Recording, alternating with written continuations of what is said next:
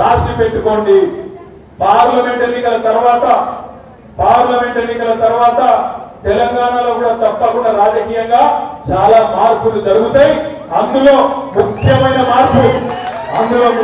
మార్పు అతిపెద్ద మార్పు ఏంటంటే నెంబర్ 1 జంపింగ్ స్టార్ ఎవరంటే ఇదే రేవంత్ రెడ్డి బీజేపీకి చెప్పారు. గుర్తుపెట్టుకోవాలనే మాట నేను విజ్ఞప్తి చేస్తా ఉన్నా.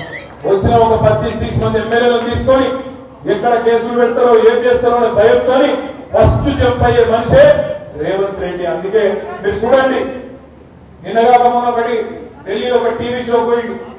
ఆ టీవీ షో ఆప్కి అదాలత్ పోతే అక్కడ కొంతమంది పిల్లల్ని అడిగిండు, మీరందరూ మొదటిసారి ఓటేస్తున్నారు, ఎవరికి ఓటేస్తారని అడిగితే వాళ్ళు ఎవరో కొంతమంది పొలాలు బీజేపీ వాళ్ళు తెచ్చిపెట్టినట్టున్నారు అన్న. పాపం తెచ్చిపెట్టిన వాళ్ళు మేము మోడీకి ఓటేస్తామన్నారు.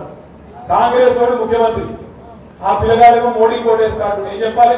అరే తప్పు చేస్తున్నారు పోయి మోడీకి ఓటేస్తే ముంచుతాడని చెప్పాలా లేదా? రేవంత్ రెడ్డి ఏమన్నాడు? ఎరికేనా? వేసుకోండి మోడీ, దాదాపు మోడీకో.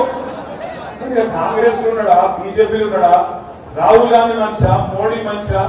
ఆలోచించుండ్రి.